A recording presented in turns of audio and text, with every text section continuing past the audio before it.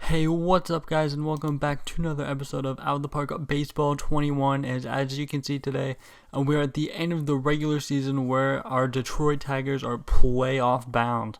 With a record of 91-70, we are going to be making the playoffs in the third season of the series, which is much earlier than I expected. And as you see, we won our division actually by 12 and a half games. I was planning on making a video if we were in a close race at the end, just to kind of break down the last playoff race. But I mean, the White Sox fell off pretty hard because they were even at the trade deadline. I believe they're 4 games back or something when we made that video, and now I mean they're 12 and a half games back at the end of the season. I mean, pretty much everyone in our division was pretty bad, and I find it kind of interesting because even looking at our the history index here, our expected win-loss was all the way down at 83-78. So according to this, we overperformed pretty big compared to our actual win-loss. But I mean, even with 83-78, I did not mean to click on news, but yeah, even with 83-78, if we had that record, we still would have been chance of the division by at least 3 games, because the White Sox, of course, only won 79 games, which is a pretty big shock. And just taking a look here at their schedule to see how it went for them down the stretch. I mean, you can see that. I mean, they had a really awful September. I mean, what was this? They lost 1, 2, 3, 4, 5, 6, 7, 8, 9, 10, 11, 12, 13, 14. Yeah, I mean, they lost 14 games in September alone. I mean, they had a pretty big losing streak here. I mean, they swept by Kansas City. Lost 2 out of 3 against Atlanta, and then we ended up sweeping them here in the middle of September. I mean, by that point, they were well out of the race, but yeah, they got swept by the Astros here. And just looking at August as well, I'm sure they had a rough August as well. Yeah, I mean, they pretty much lost every series they played. I mean, lost 2 to Kansas City here. They beat the Twins in that series, but lost both games to the Dodgers. Beat Houston. Beat Texas, lost to Cleveland. I mean, looks like August wasn't as bad as quite as I thought, but we also played pretty well down the stretch. So I mean, yeah, we just kind of totally demolished them at the end of the year. But now let's get into how everybody performed this season. I'm looking at that, so can we go by position here? The other direction, yeah. Okay, so yeah, looking at the catcher position, Jacob Stallings, of course, is who we brought in to help us out with the bat catching wise, and honestly, he was not very good with the bat for us. You can see 211, 262, 326 his slash line with us. Of course, his overall numbers look better because he was very good in his time with Pittsburgh with the bat, but with us, he was not very good. Still an okay defensive catcher, but still definitely would have liked to see him perform more. And then actually our backup catcher spot is Max Stassi. Herrera was, of course, our catcher earlier in the year, but he was actually causing a lot of disruption in the clubhouse, which I didn't realize they did bad personality, but a lot of the players wanted him gone. And that was kind of the last piece to kind of getting our team chemistry up. Our team chemistry is fantastic, and he was pretty much the only guy who was disruptive in the clubhouse. I mean, as a backup catcher, who wasn't really getting that much playing time, especially with Stallings in there, I figured there really wasn't any point keeping him around since he was bad for the clubhouse. So yeah, we brought up Stassi, and he wasn't very good, quite frankly, and the small number of at-bats that he got. But I mean, he's probably going to be the guy we stick with, because Herrera, I mean, he was decent for us at the plate, but it's definitely not worth anything that he provided for us. Yeah, definitely wouldn't be worth anything that he'd provide for us. I mean, Rogers isn't really an option. Sam McMillan could have been an option, but he'd had a fantastic year in AAA. But decided not to go with him. And so I thought, another face that wasn't on the team last time we checked in was Justin Bour. I definitely, of course, I got rid of Noda earlier in the year, but I ended up signing Bour as a free agent after JD Martinez went down, which we'll cover in a second. But yeah, because Justin Bour I saw was available, and He basically played in September for us when the rosters got expanded. He was very good for us in the 50 at-bats he got. I mean, slashing 373, 396, 627. I mean, fantastic. He had a little bit of time with Chicago and even the Mets earlier this year where he wasn't that good. But, I mean, looking at his overall numbers for the year, I mean, that's definitely a line we would take against left-handed pitching. Hoskins had a great year compared to his years before, but he's still not that great. I mean, slugging over 500 was, of course, fantastic. OPSing over 800, which is also great. Of course, we'd like to see him get on base more, but still, I'm satisfied with that performance with him, especially since we're not really paying him anything. And Willie Castro is probably the biggest surprise to me this year. I mean, he didn't really hit that well last year, but he really came into his own this year. I mean, getting on base an incredible clip, especially compared to last year. 364. I mean, slugging 430, OPS almost 800, almost a 4-1 player, which of course I believe around 4 is usually an all-star. But yeah, I mean, he was also fantastic. Maybe not fantastic, but still good for us. Defensively at second base, of course, he did play a little bit of shortstop, but he's not nearly as good there defensively. Dahlback, he had a pretty decent year for us. I mean, of course, we'd like to see him get on base more, but slugging over 500 is good enough. OPS over 800, OPS plus 111. Candelario was good in his limited at-bats for us this year. Hernandez was kind of a little disappointing, but he has, of course, his defensive versatility is fantastic for us, and he is one of the only guys who can hit lefties off our bench, so he has a lot of value there. Paredes didn't get in as many games as he did last year, but was still very good. Had a pretty comparable season to how he did last year. Same OVP, slugging a little bit down, but still a good season from him. He DH'd a lot for us this year, of course. Didn't get much time in the field. Pretty much only played third when Dahlback was injured, and slid into second when during that time where Castro was playing shortstop. Daz Cameron, a pretty big surprise for us this year. A guy who I kind of forgot was in this organization when we started this series, but I mean, he's a fantastic defensive outfielder, pretty much any spot. He was great in left and right for us this year. Great with the bat, getting on base at a decent clip. I mean, in the 350s. OPSing over 800, OPS plus 108. I mean, 4.5 1 player. He was fantastic for us. Benintendi, he was pretty banged up at the end of the season. He had a bunch of nagging injuries. Still a decent season from him. I mean, of course, I'd like to see him kind of have a better year. OPS plus under 100. Only worth half a win, but still a good left-handed bat for our team. That's definitely valuable, and he is also pretty decent in left field.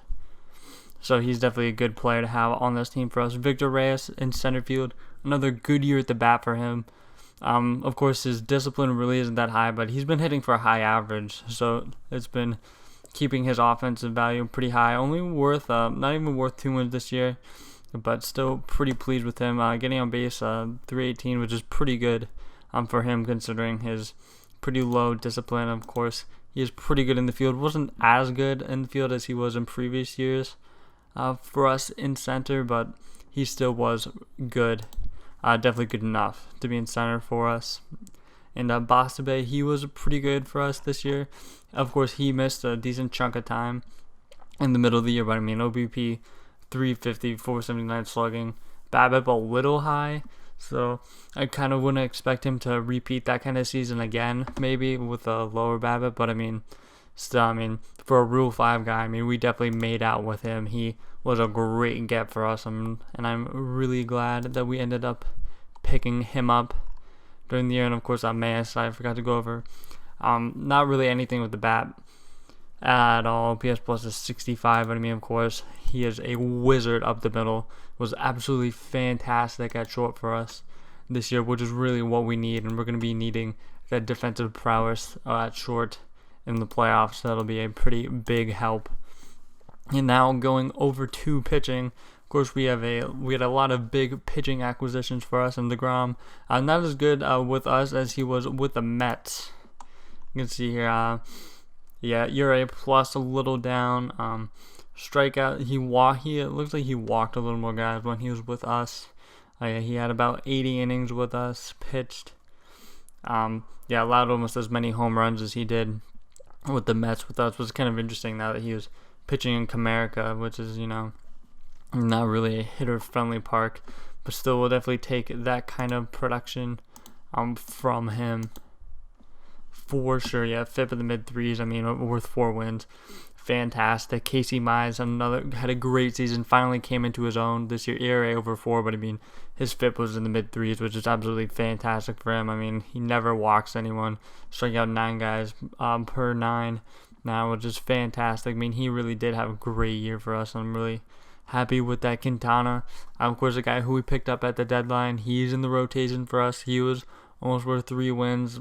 FIP 4.2.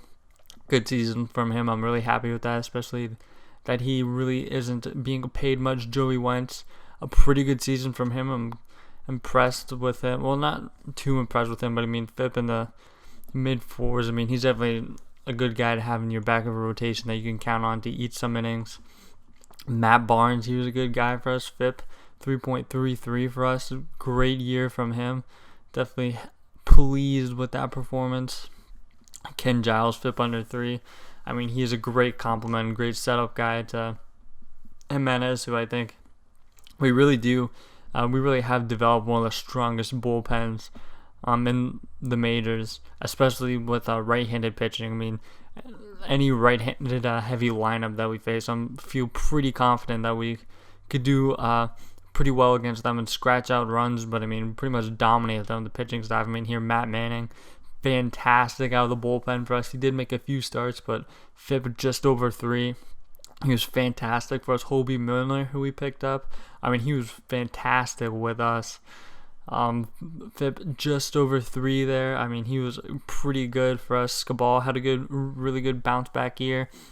Of course, he was pretty bad last year out of the bullpen and starting, and he bounced back to kind of a mid-4 FIP, back of the rotation guy, which I think is probably his ceiling at this point. Brendan White got a little time in the majors. Wasn't too great for us, but it kind of does bode well for him in the future, I think. He strikes out about 11 guys per 9, walks 3.5. His FIP was super inflated, almost 400, so I'm pretty confident that in the future, with that FIP, the BABIP coming down, that he could be a great guy for us, and I'm definitely planning to have him start the season in the rotation next year and get a full year of Major League service time next year.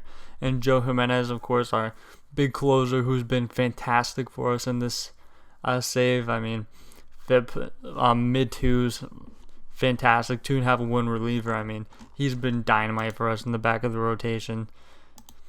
Yeah, he's can't really say too much more about that than that he's been absolutely fantastic for us this year. Cannot be more pleased with him anchoring our bullpen going into the playoffs. And it looks like here that we're playing Kansas City and oh no, this is a rain out. Yeah, because we didn't hit 162. So we'll do this game and then so we lost. Okay, perfect team, don't care about that. So playoff coverage, see who we're going to be facing. Not in the wild card. Playoff tree. This is what we want. And where are we? So we're going to be facing the Tampa Bay Rays in the playoffs. So look at that. But then first, we're going to quick set our playoff roster. So how many? Yeah, we're going to want to add another bat to our roster. It doesn't have Candelario on the roster for some reason. It doesn't have him, but Bohr I don't think is eligible, which kind of sucks. Yeah, Faedo, we're going to be removing him from the playoff roster. Didn't really get any big league experience this year. And I don't think we can put Bohr on the roster, can we? That actually really sucks because that means that Hoskins is probably going to have to man most of the time, which he isn't nearly as good against righties as he is with lefties at this point in his career. But yeah, we're gonna put Candelario on the roster, and he's going to probably see some ABs at first against righties. No, it looks like Hoskins is actually still starting there. So we'll go ahead here until our series against Tampa Bay, and here we are. Okay. Just look at the playoff tree. So this was looking like the Mariners. Wow, they're in the playoffs, and they beat the Yankees in the wild card team. That's pretty interesting. Let's click on them real quick, see what their team's looking like. I'm interested. Yeah, Taylor Trammell, Jared Kalenic, Julio Rodriguez looks like a young corner guy for them. He looks pretty decent. Of course, Dan Vogelback had a good season. Mitch Haniger did not. Shed Long's been good for them. Taylor Stevenson, good offensive production for a catcher. J.P. Crawford, Caleb Coward. Yeah, I'm going to guess their pitching. No, it doesn't really look like the pitching's that good either.